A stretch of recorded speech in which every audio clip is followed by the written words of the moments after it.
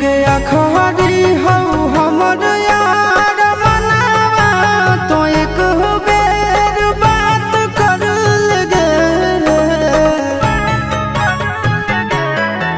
हो गया खरी हो हमर यार मनावा तो एक बेर बात कर लगे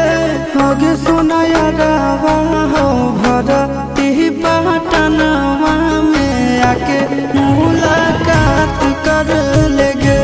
आगे सुना यारवा हो भरती पटनवा में आके मुलाकात कर लेगे आगे चली जाइबौ छोड़ी के दुनिया विदाई अपने हाथ कर लेगे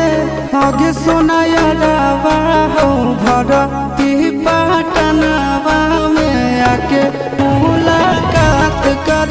लेगे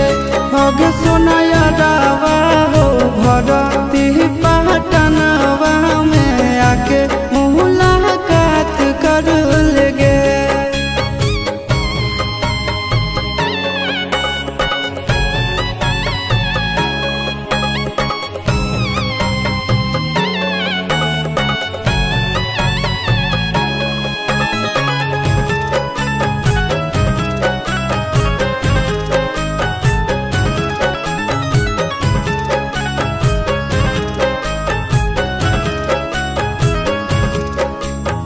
मरे घर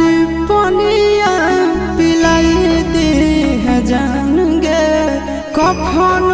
ओढ़ाई दी है टूटत ही जब प्राण गे मरे घर पनिया पिलाई दी है जान गे कफन ओढ़ाई दी है टूटत ही जब प्राण गे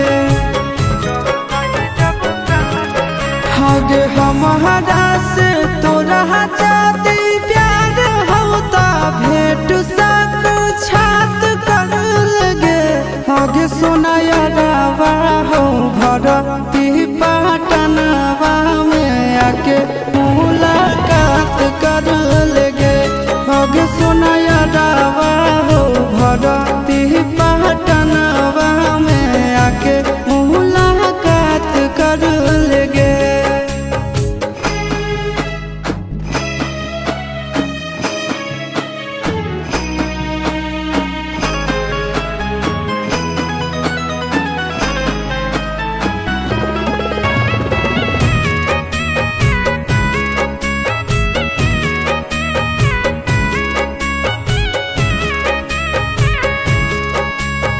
डॉक्टर जवाब दिल के बुलावा मौत के देखी के चेहरा जानू चल जाई है लौट के डॉक्टर जवाब दिल के बुलावा मौत के देखी के चेहरा जानू चल जाई है लौट के आगे अमन आलम दिला आशीष नंदन से अभी विश्वासघात कर लगे आगे सोना यारवा हो भरती पटनवा में आके मुलाकात कर लेगे